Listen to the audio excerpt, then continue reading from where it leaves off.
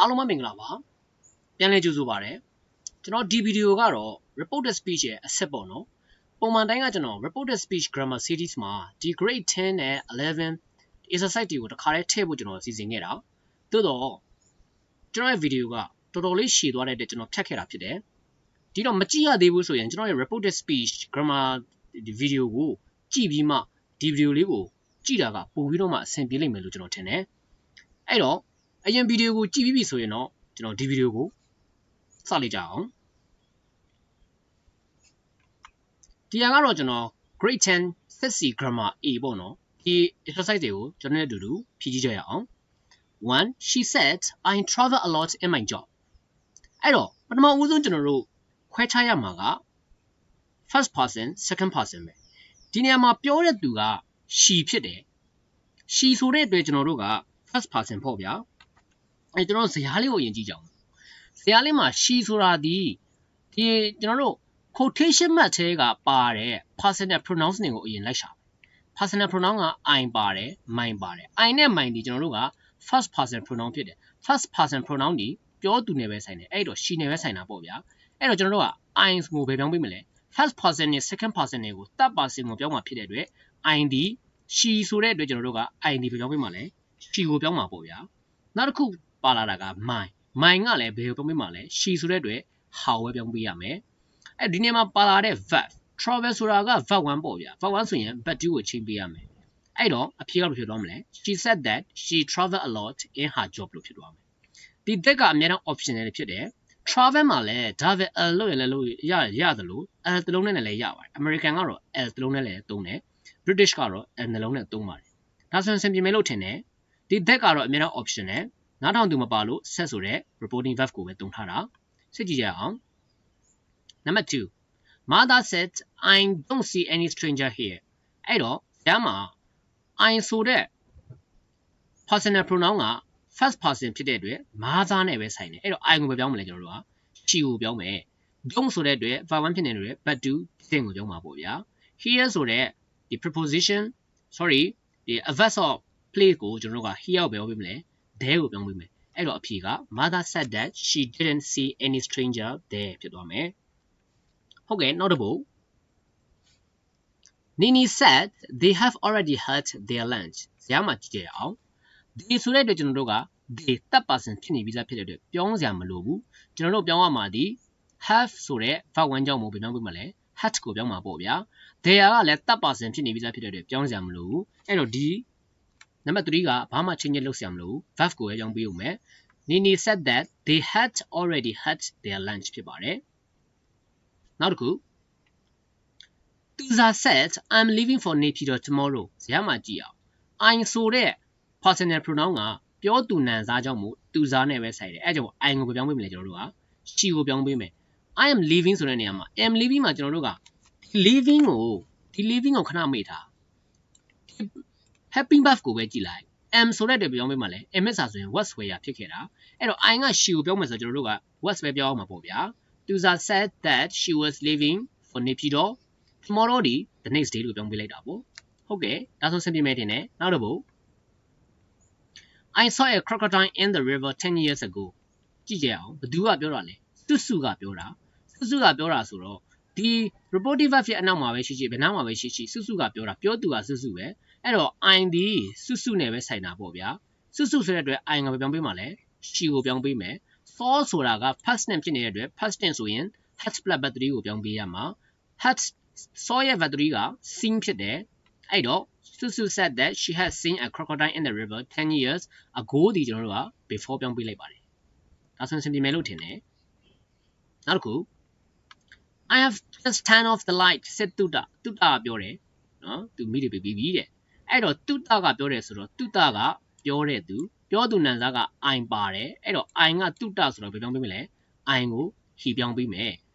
hand off hand ဆိုတာက past tense ဖြစ်တဲ့အတွက် past perfect had plus verb 3ကိုပြောင်းပေးရမယ်အဲ့တော့ Tuta said that he had just turned off the light နောက်တစ်ခု Ma'am I have already done my homework ဒါကျွန်တော်အရင် grammar series မှာဒီ set တဲ့ကိုကျွန်တော်ပြောခဲ့ပြီအဲ့တော့ဒီနေရာမှာသတိထားမှာက reporting verb ကဘယ်ဟာကိုသုံးပါလဲ set to ကိုထိုးပြောင်းနေလို့တော့မလုပ်နဲ့ဗျ နီလာကပြောတယ် ma'am ဆိုတဲ့အတွက်ဒီ ma'am က second person ပဲအဲ့တော့နီလာကပြောတဲ့သူကြောင့်မို့ပြောသူနံစားဒီ I ဒီနီလာနဲ့ပဲဆိုင်တာဗျာနီလာနဲ့ပဲဆိုင်တယ်ဇာတ်မှာကြည့်အောင် I ကနီလာဆိုတော့ဘယ်ပြောင်းမလဲ I ဒီ she ပြောင်းမှာပေါ့ဗျာ have က present ကြောင့်မို့ past လို့ပြောင်းဒါမှမဟုတ် tense လိုက်ယူဆမယ်ဆိုရင် present perfect ကြောင့်မို့ past perfect ကိုပြောင်းဒီ mine ကလည်းကျွန်တော်တို့ကပြောသူနံစားဖြစ်တဲ့အတွက်နီလာနဲ့ပဲဆိုင်တယ်နီလာဆိုတော့ဘယ်ပြောင်းမလဲ ha ကိုပြောင်းမှာပေါ့ဗျာ I က she ကိုပြောင်း mine က ha ကိုပြောင်းဒါတော့ဖြေကဒီတိုင်းပဲနီလာထိုးနားထောင်သူပါလို့ထိုးသွင်းလိုက်တာစစ်တူကိုထိုးပြောင်းတာမဟုတ်ဘူးနီလာtold her man that she had already done her homework now number 8 Zozo said my friends and I are going swimming this weekend အဲ့တော့ Zozo ကပြောတယ်ဆိုတော့ Zozo ဒီ first person နံစားက mine ကလည်း Zozo ပဲ I ကလည်း Zozo ကိုပြောတာပဲဒီနေ့ပြောင်းစရာလိုတာဒီ that's are ဒီ present ကြောင့်မို့ past ကိုပြောင်းမှာပေါ့ဗျာပြောမယ်ဆိုရင်တော့ are going ဆိုတာကတော့ဒီသူက future tense အနေနဲ့သုံးထားတာတိုးတော့အဲ့စဉ်းစားစရာမလို are ကိုကျွန်တော်တို့က past tense ကိုပြောင်းအောင်ပဲဇာတ်မှာကြည့်အောင်အဲ့တော့ Zozo ကပြောသူဖြစ်တဲ့အတွက် mine ဒီ his ကိုပြောင်း Zozo ကြောင့်မို့ his ကိုပြောင်း I ဒီပြောင်းပေးမလဲ he ကိုပြောင်းအဲ့တော့ are ကိုပြောင်းပေးမလဲ where ကိုပြောင်းမှာပေါ့ဗျာဒီနေရာမှာ his present he ကြောင့်မို့ကျွန်တော် he where ဖြစ်သွားတာ he တလုံးနဲ့ဆိုတော့ was ဖြစ်မှာပေါ့လေဒီနှစ်ခုလုံး his present နဲ့ he ဆိုတာက subject ယူဆတာကြောင့်မို့အများဖြစ်တဲ့အတွက် where သုံးထားတာဖြစ်တယ် that's က that ကိုပြောင်းလိုက်ပါတယ်ဒါဆိုရင်အဆင်ပြေမယ်နောက်တစ်ခု number 9 our teacher said I want you to concentrate on your studies အဲ့တော့ our teacher ကပြောတယ်ဒါပြောသူနံစာအဲ့တော့ပြောသူနံစာက I'm ပါတဲ့အတွက်ဒါဒီ teacher နဲ့ဆိုင်တယ်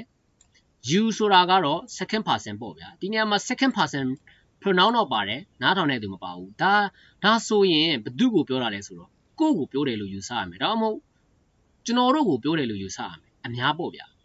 အဲ့တော့ဇာတ်မှာကြည့်မယ်ဆိုရင် I ဒီ our teacher ကြောင့်မို့ယောက်ျားလေးလည်းဖြစ်နိုင်တယ်လို့ main ကလေးလည်းဖြစ်နိုင်တယ် she ဖြစ်ဖြစ် he ဖြစ်ဖြစ်ပြောင်း you ကြတော့ကျွန်တော်တို့ကကိုယ့်ကိုပြောတာဆိုတော့ကိုယ့်ကိုပြောတာဆိုရင် subject ယူလား object ယူလားခွဲခြား subject ယူဆိုရင် first person ကိုပြောင်းမှာဖြစ်တဲ့အတွက် I တော့မဟုတ် we object ယူဆိုရင် us တော့မဟုတ် me ဒီနေရာမှာ quotation mark ထဲက sentence order ကိုပဲကြည့်ဒီနေရာမှာ I က subject one က verb ဆိုတဲ့အတွက် you က object ဖြစ်တယ်အဲ့တော့ဒီ you က object ယူဆိုတော့ us ဖြစ်ဖြစ်နော် me ဖြစ်ဖြစ်ပြောင်းလို့ရပါတယ်တိုးတော့ our teacher ဆိုတော့ကျွန်တော်တို့ရဲ့ဆရာဆိုတဲ့အတွက်ဒါအများပြောင်းပေးရမှာပေါ့ဗျာအများပြောင်းပေးရမှာပေါ့အဲ့တော့ you ဒီ us ဖြစ်ရမှာပေါ့ဗျာ you are ဆိုတဲ့အတွက်ဒီ you are ကတော့ our ဖြစ်ရမှာပေါ့နော်အဲ့တော့ you ဒီ us ကိုပြောင်းမယ် you are ဒီ our ကိုပြောင်းမယ်အဲ့တော့အဖြေက our teacher said that he or she wanted us ဒီဟာက verb 1ကြောင့် verb 2ပြောင်းတယ် us ကိုပြောင်းတယ် to concentrate on our study လို့ဖြစ်တယ်ဒီနေရာမှာအ ਨੇ တော့သွားလို့မရဘူး me လို့မရဘာလို့လဲဆိုတော့ our teacher ဖြစ်တဲ့အတွက်ကျွန်တော်တို့ရဲ့ဆရာဆိုတော့ us ကျွန်တော်တို့ကိုပြောတယ်လို့ပဲယူဆမှ make sense ဖြစ်မယ်အဓိပ္ပာယ်ရှိမယ်ပေါ့နော်ဒါအမှ our ဖြစ်မှာလည်းအဓိပ္ပာယ်ရှိမယ် mine လို့သွားပြောရင်ကျွန်တော်တယောက်တည်းကိုပြောတာမဟုတ်ဘူး our teacher ဆိုတဲ့အတွက်ကျွန်တော်တို့အားလုံးကိုပြောတယ်လို့ယူဆရမယ်ဒါကြောင့်မို့ us နဲ့ our နဲ့ကိုပြောင်းပေးတာဖြစ်တယ်ဒါဆိုရင်အဆင်ပြေမယ်နောက်ဆုံး My uncle said if you work harder you will get better grades my uncle ကပြောတဲ့သူဆိုတော့ပြောသူနံစားက I mean my we us our ဒီနေရာမှာ I mean my we us our ပြောသူနဲ့ဆိုင်တာတယောက်မှမပါဘူးဒီနေရာမှာ second person pronoun you ပါတယ်သို့တော့နားထောင်တဲ့သူဘယ်သူလဲဆိုတော့မပါဘူးဒီလိုမပါပေမဲ့လည်းကိုယ့်ကိုပြောတယ်လို့ကိုကယူဆရမယ်ဒါကြောင့်မို့ if you ဒီ you က subject ယူလား object ယူလား sentence order ကိုကြည့်လိုက်မယ်ဆိုရင်ဒီ you က subject ယူအဲ့တော့ဒီ you ကိုဘယ်ကြောင့်မလဲကျွန်တော်တို့က if you ကျွန်တော် order လေးလွဲနေတာif you work harder ဒီမှာ you ကိုကြတော့ကျွန်တော်တို့က I ပြောင်းမှာပေါ့နော် sorry ကျွန်တော်တခုပြန်ထားလို့ပါ sorry ပါ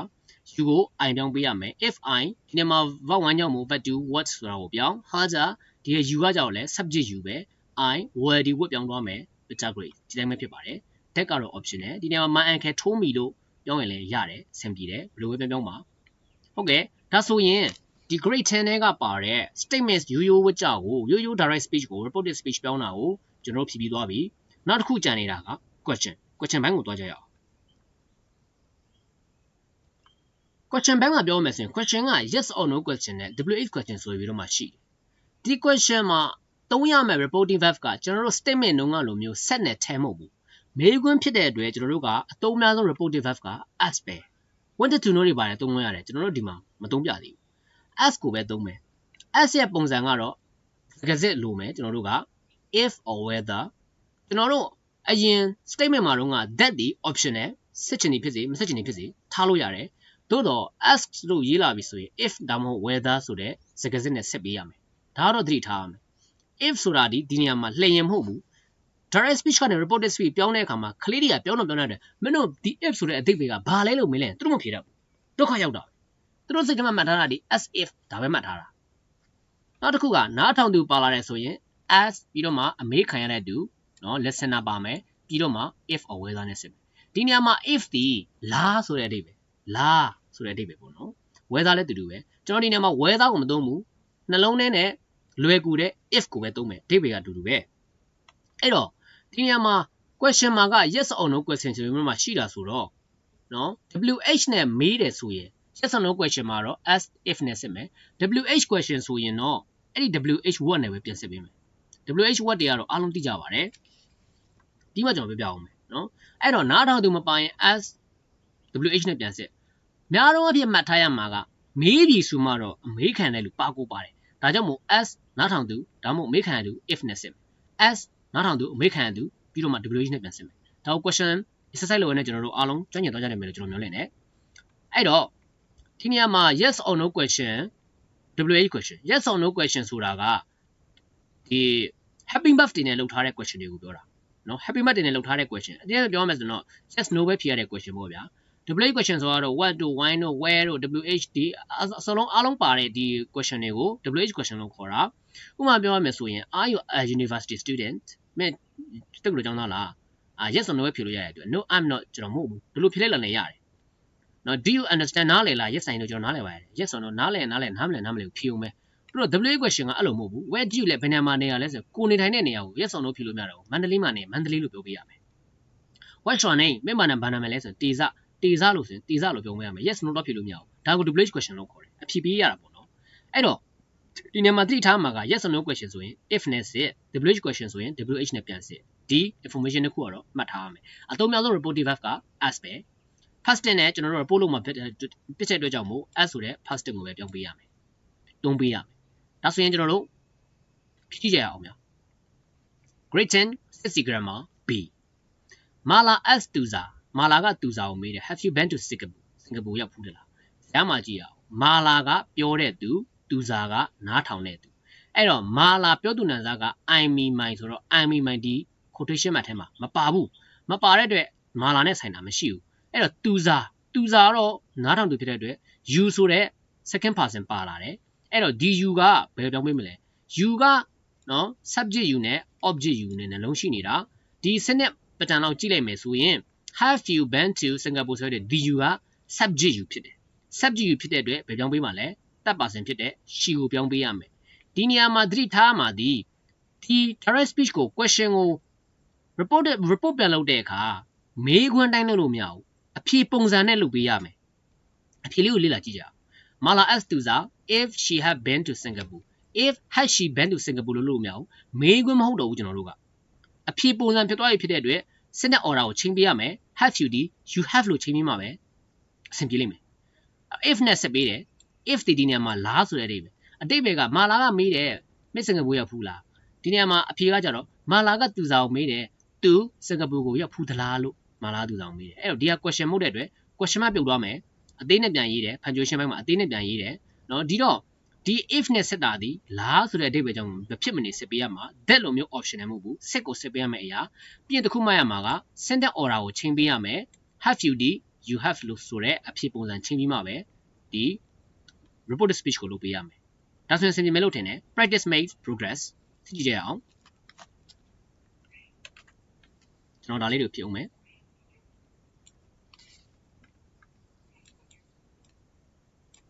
Okay, number 2. My English teacher said, "Do you want to speak English fluently?" မင်းအင်္ဂလိပ်စာကိုကျွမ်းကျွမ်းကျင်ကျင်ပြောတတ်ချင်လားတဲ့။အဲ့တော့ my English teacher ကပြောတယ်ဆိုတော့ဒီနေရာမှာ first person နဲ့ဆိုင်တာတယောက်မှမပါဘူး။တစ်ခုမှမပါဘူး။အဲ့တော့ set ဘယ်သူ့ကိုပြောရလဲ။ Do you ဆိုတဲ့အတွက်နားထောင်သူမပါပေမဲ့လည်းကိုယ့်ကိုပြောရလို့ယူဆရမယ်။ကိုယ့်ကိုပြောရလို့ယူဆရမယ်။အဲ့တော့ဒီနေရာမှာ you က subject you လား object you လားဆိုတော့ maybe ဆိုမှတော့ subject you ပေါ့။ subject you ဆိုတော့ဘယ်ပြောင်းပြမှာလဲကျွန်တော်တို့ကကိုယ့်ကိုပြောတာဖြစ်တဲ့အတွက်နော် I ကိုပြောင်းပေးရမယ်။ I ကိုပြောင်းပေးရမယ်။အဲ့တော့အဖြေလို့လေ့လာကြည့်ရအောင်။ My English teacher asked me ဒါမှမဟုတ် as if နဲ့ဆက်ပေးမယ် I တော့မဟုတ် we ထည့်လို့ရတယ်အဲ့တော့ဒီနေရာမှာသတိထားမိလား do that က automatic ပြုတ်သွားတယ် ကျွန်တော်တို့ဖြေမယ်ဆိုရင် I want to speak English fluently လို့ဖြေမှာမဟုတ်လား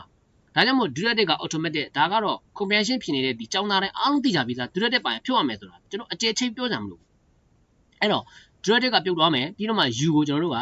first person ကိုပြောင်းလိုက်တယ် I တော့မဟုတ် we ပြီးတော့မှ verb 1ဖြစ်တဲ့ one ကို wanted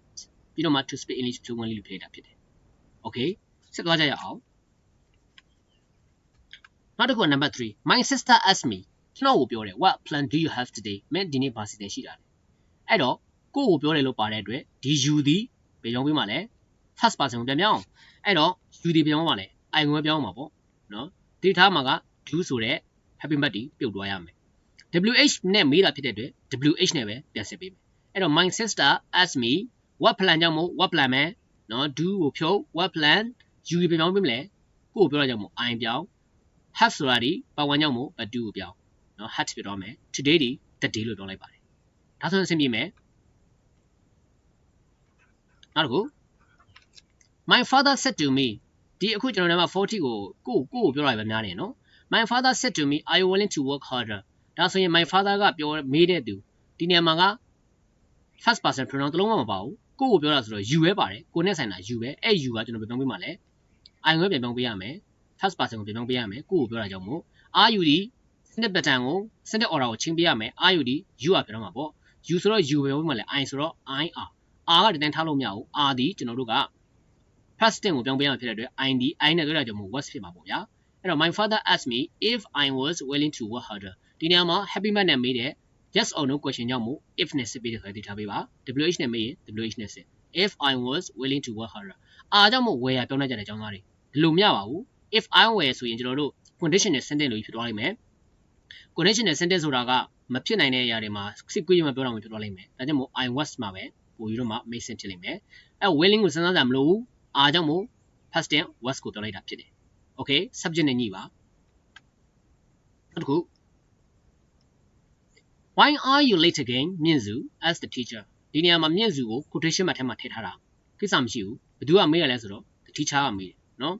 as the teacher ကမေးတယ်တဲ့အဲ့တော့ဆရာကမေးတယ်ဆရာကဘယ်လိုမေးလဲနော်အဲ့တော့ you က subject you ဖြစ်တဲ့အတွက်နော်ဒီနေရာမှာကိုကိုပြောတာမဟုတ်ဘူးမြင့်စုကိုပြောတာကြောင့်မို့ဒီ second person ကို third person ကိုပဲthird person ကိုပဲပြောင်းအောင်ပါပေါ့နော်အဲ့တော့ my teacher as မြင့်စု WH နဲ့မေးတာကြောင့်မို့ WH နဲ့ပဲပြန်စစ်ပေး why are you ဒီ you ကပြောင်းမှာကြောင့်မို့ you ကိုပြောင်းပေးမှာလဲ she လို့ပြောင်း are ဒီ was လို့ပြောင်း she was late again ဟုတ်ကဲ့စစ်ကြည့်ကြရအောင်တင်းတင်း as အုံမှာတင်းတင်းကအုံမှာကိုမေးတယ် when does the last coach to Mandalay leave Mandalay ကိုထွက်တဲ့ရထားဘယ်ချိန်ထွက်တာလဲအဲ့တော့တင်းတင်းဒီနေရာမှာတင်းတင်းကမေးတယ် first person pronoun တစ်ခုမှမပါဘူး second person pronoun လည်းတစ်ခုမှမပါဘူး verb တွေကိုချင်းလိုက်ုံပဲဒုတိယတက်ကတော့ပြုတ်သွားမယ် the last coach to Mandalay verb က leave ဖြစ်တဲ့အတွက် and leave verb 1ကို but 2ပြောင်းလိုက်ုံပဲ and left ကိုပြောင်းလိုက်ုံပဲအဲ့တော့တင်းတင်း as အုံမှာ when နဲ့မေးထားတဲ့အတွက် when နဲ့ပဲပြန်စစ် the last coach to Mandalay left ဟုတ်ကဲ့The teacher asked Koto ကိုမေးတယ် what is your favorite subject ဒါဆိုရင်ဒီတိုင်းပဲဒီ you are ပြောင်းပေးမှာလဲကိုတိုးမေးတာဖြစ်တဲ့အတွက်တပ်ပါစင်ကိုပြန်ပြောင်းကိုကိုပြောတာမဟုတ်ဘူးနော်ကိုကိုပြောတာမဟုတ်ရင်တပ်ပါစင်ကိုပြန်ပြောင်းကိုတိုးက sorry teacher ကိုတိုးမေးတာဖြစ်တဲ့ကိုတိုးရဲ့ကြော်လေးကြောင့်မို့ his ကိုပြောင်းအောင်ပါပေါ့ဗျာအဲ့တော့ the teacher asked ကိုတိုး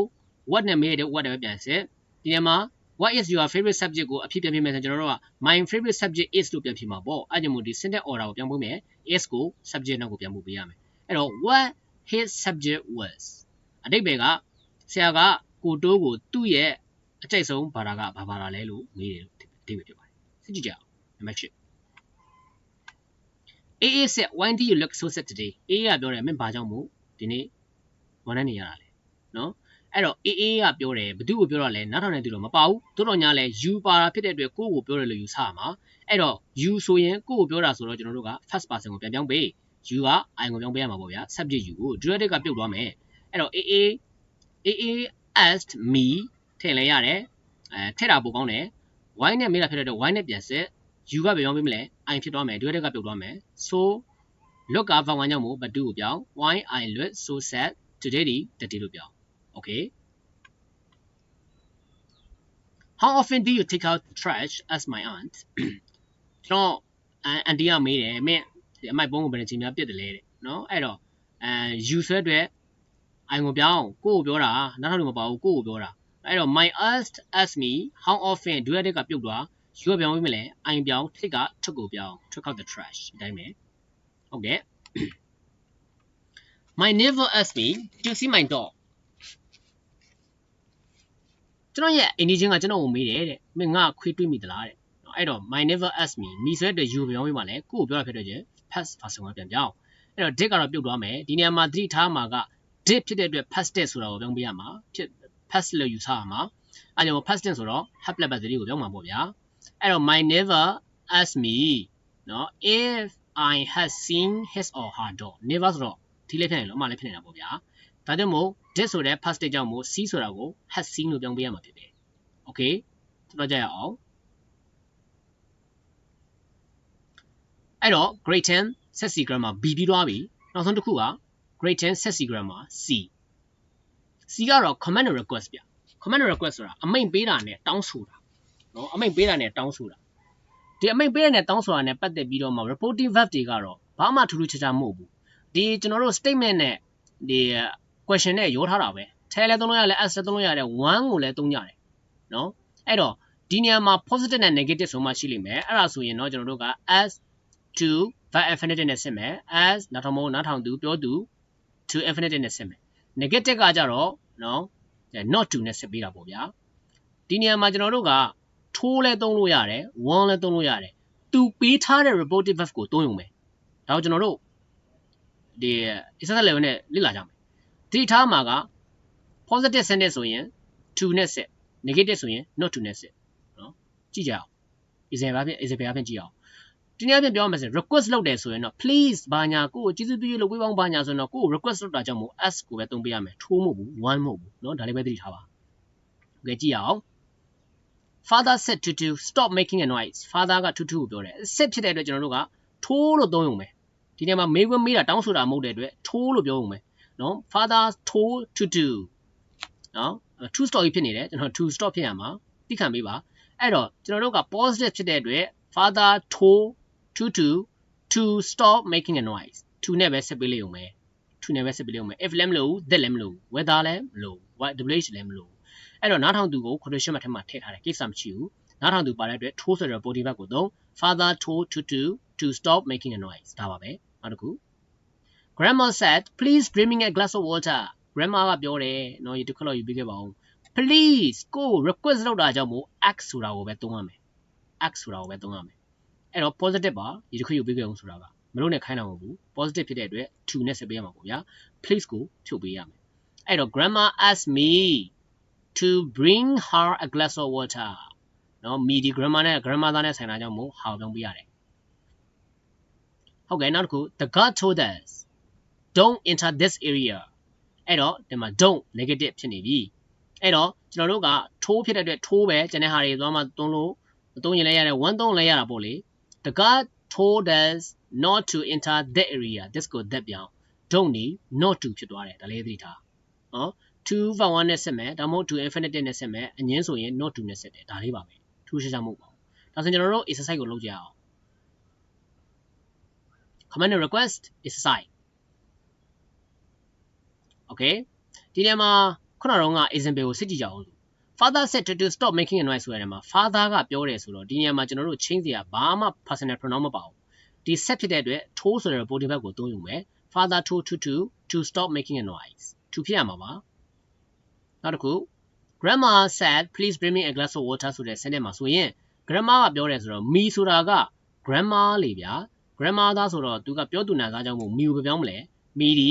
grandma ဆိုတာ main ကလေးကြောင့်မို့ how ကိုပြောင်းပေးမယ်အဲ့တော့ please ကပြုတ်သွားမယ် please လို့ပြောတဲ့ကျွန်တော်တို့က request လုပ်တာကြောင့်မို့ ask ဆိုတဲ့ reporting verb ကိုသုံးမယ်ဒီနေ့မှာထိုးသုံးလို့မရဘူး ask ဆိုတဲ့ reporting verb ကိုသုံးမှာပုံမှန်အဓိပ္ပာယ်ရှိမယ်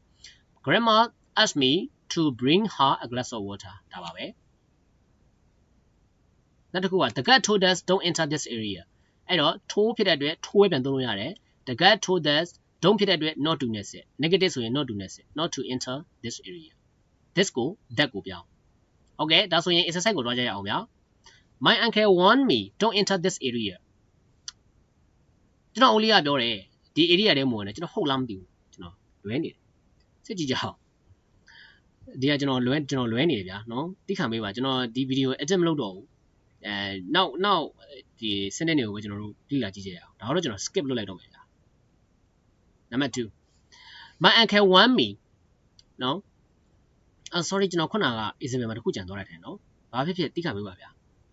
my uncle want me don't waste your time playing online games အဲ့တော့ကျွန်တော်ကိုပြောတယ် my uncle ကကျွန်တော်ကိုပြောတယ်ဆိုတော့နောက်ထပ်သူပါတာပေါ့နောက်ထပ်သူပါတာတော့ second person ကိုကျွန်တော်တို့က third person ကိုပြောင်းပေးရအောင် first person ကိုပြောင်းပေးရမှာ you ဖြစ်တဲ့အတွက်ကိုကိုပြောတာကြောင့်မို့ mine ကိုပြောင်းပေးရမှာပေါ့နော် mine ကိုပြောင်းပေးမယ် my uncle want me one ကြောင့်မို့ one ကိုပြောင်းကျွန်တော်တို့ကြံတဲ့ reporting verb တွေစဉ်းစားနေကြမလို့ my uncle want me don't ဖြစ်တဲ့အတွက် not to နဲ့ဆက်ပြီးအရင် not to waste you ဖြစ်တဲ့အတွက် mine ကိုပြောင်းပေးတာပေါ့ my time playing online games number 2 his mother told him study harder because this is your last chance အဲ့တော့ his mother ကသူ့ကိုပြောတယ် study harder because this is your last chance ဒီမှာ you are ဆိုတဲ့အတွက်ပြောင်းပေးမှာလဲကျွန်တော်တို့က you are ဆိုတဲ့အတွက်တက်ပါစဉ် his ကိုပြောင်းပေးရမှာအဲ့တော့ study ဆိုတဲ့ positive ကြောင့်မို့ to verb 1နဲ့ဆက်ရုံပဲ his mother ထိုးကြောင့်မို့ထိုးပဲသုံး him to study harder because this ဒီ that လို့ပြောင်း is ဒီ was လို့ပြောင်း you are ဒီ his လို့ပြောင်း last chance ဒီ last chance ပဲဒီနေရာမှာ last ကို previous form လုပ်နေမရဘူးဟုတ်ကဲ့နောက်တစ်ခု The man said to the stranger go down the street and then turn left အဲ့တော့ဒီနေရာမှာကကျွန်တော်တို့ဘာမှပြောင်းစရာ pronoun တွေမပါဘူးအဲ့တော့ဒီတိုင်းပဲ set to ဖြစ်တဲ့အတွက်ကျွန်တော်တို့ကနောက်ထောင်သူလည်းပါတဲ့အတွက်ထိုးပြောင်းရမယ်ထိုးပြောင်းကျွန်တော်ထိုးပြောင်းရောက်သွားပြီထိုးဆိုတဲ့ report verb ကိုသုံးရမယ်ပြီးတော့မှ to နဲ့ဆက်ရုံပဲအဲ့တော့အဖြေက the man told the stranger to go down the street and then turn left and then to turn left မဟုတ်ဘူးကျွန်တော်တို့က to ဆိုတာဒီ verb ကိုပုံထုတ်ထားတဲ့သဘောပေါ့ဗျာဒါကြောင့်မို့ to go down the street and then turn left turn နေရာမှာကျွန်တော် to ထပ်ထည့်စရာမလိုဘူးဟုတ်ကဲ့နောက်တစ်ခု mother said to me ကျွန်တော်ကိုပြောတာဆိုတော့ဒီမှာ you are ဆိုတဲ့ဒီ personal pronoun ပါလာပြီ second person you are ဖြစ်တဲ့အတွက်ကျွန်တော်တို့ကိုယ်ကိုပြောတာကြောင့်မို့ mine ကိုလုံးပေးရမှာပေါ့ဗျာ tidy ဖြစ်တဲ့အတွက်ကျွန်တော်တို့က verb positive ဖြစ်တဲ့အတွက် to verb 1နဲ့ဆက်ရုံပဲ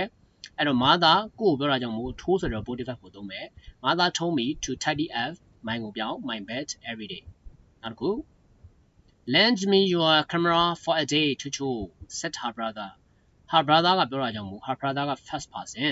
ဒီနေရာမှာ first person pronoun မပါဘူး you are ခေါ်တဲ့ကျွန်တော်တို့ second person pronoun ပဲပါတယ် second person က ချိုအဲ့ကြောင့်မို့ your ပဲပြောင်းမလဲ how ပြောင်းမှာပေါ့ဗျာအဲ့တော့ her brother ကပြောတယ် her brother told ချို to lend her brother ဆိုတဲ့အတွက် him ကိုပြောင်း her brother ကကျွန်တော်တို့ကဒီ you are ပေါ့ဗျာ you are ကြောင့်မို့ how ကိုပြောင်းမယ် her brother to lend him နော် me ကိုပြောင်းမယ်ဟာ me ကိုပြောင်းရမှာ me ကကျွန်တော်တို့က her brother ကြောင့်မို့ first person pronoun ကြောင့်မို့ me ကို him ကိုပြောင်းပြီးတော့မှကျွန်တော်တို့ကဒီ you are ကို how ကိုပြောင်းပေးရမှာပေါ့ဗျာဟုတ်ကဲ့နောက်တစ်ခု avoid eating unhealthy food said the doctor to her patient the doctor ဆိုတော့ the doctor ဒီနောက်ထပ်သူပါတဲ့အတွက် to ဆိုတဲ့ verb ကိုသုံးမယ် her patient the doctor told her patient to avoid eating unhealthy food ဒါ very easy ပါဗျာဒီက to နဲ့ဆက်တာပဲ mother said to me အမေကပြောတယ်ကိုကိုပြောတာကြောင့်မို့ဒီနေရာမှာ you ဆိုတဲ့ second person ကို third person ကိုပြောင်းပေးရမှာဒီ you က subject you ဖြစ်တဲ့အတွက် I ကိုပြောင်းပေးရမှာပေါ့ဗျာ mother told me to hurry up or I ပြောင်း well ဒီ word ကိုပြောင်း I will be late for school နောက်တစ်ခု our teacher asked us ကျွန်တော်တို့ကိုပြောတယ် as ဆိုတဲ့အတွက်ကျွန်တော်တို့ကအများကိုကိုပြောတာကြောင့်မို့ကျွန်တော်တို့ကဒီ you are ကိုဘယ်ပြောင်းပေးမှာလဲ our လို့ပြောင်းပေးရမယ်အများကြောင့်မို့ပေါ့ဗျာနော် this ကို that ပြောင်း to နဲ့ဆက်လေးုံပဲ our teacher asked us to give our opinion on that statement my aunt said to us enjoy some fresh strawberry ဒီနေရာမှာဘာမှဆက်စရာဘာမှပြောင်းစရာလည်းမလိုဘူး my aunt told us to enjoy some fresh strawberries နောက်တစ်ခု please get me a few weeks to make up my mind make up my mind ဆိုဆုံးဖြတ်ချက်ချတာကိုပြောတာ set နီလာတူကြည့်ပြနီလာနဲ့ကြည့်ပြကိုပြောတယ်ဒီနေရာမှာလည်း first person နဲ့ဆိုင်တဲ့ pronoun ပါတယ် my နော် me အဲ့တော့ဒါဘယ်နဲ့ဆိုင်ကလဲဆိုတော့နီလာနဲ့ဆိုင်တာအဲ့တော့နီလာကကြည်ပြကိုပြောတာကြောင့်မို့နီလာ as ကြည်ပြ please က request လုပ်တာကြောင့်မို့ as ကိုပြောင်းပေးတယ် as ဆိုတဲ့ reporting verb ကိုသုံးတယ်ပြီးတော့မှ please ကိုဖြုတ်ပေးမယ် to တဲ့ဆက်ရုံပဲ to give me ကိုပြောင်းပေးမလဲ me ကကျွန်တော်တို့ကဒီ me ဒီနီလာကြောင့်မို့ object ကြောင့်မို့ how ကိုပြောင်းပေးရမှာပေါ့ဗျာ to give her a few weeks to make up ဒီနေရာမှာ mine ဆိုတဲ့ personal pronoun ကို mine ကိုပြောင်းပေးမှာလဲ how ကိုပြောင်းပေးမယ် her mine ဒါဆိုရင်ဆင်ပြေသွားမယ်လို့ထင်တယ်ကျွန်တော်အခု grade 10ရဲ့ ဒီ statement ရော question ရော comment and request ကိုအားလုံးပြီးသွားပြီအားလုံးဆင်မြင်ကြလိမ့်မယ်လို့ထင်တယ်အဆင်ပြေဒီများကိုလည်းကျွန်တော်ရဲ့ comment box မှာဝင်ရောက်မှချက်ပေးပေးပါဗီဒီယိုလေးကိုဆုံးဖြတ်ကြည့်ပေးကြလို့ကျေးဇူးတင်ပါတယ်ကျွန်တော်တို့နောက်ဗီဒီယိုမှာပြန်လည်ဆုံတွေ့ကြရအောင် bye bye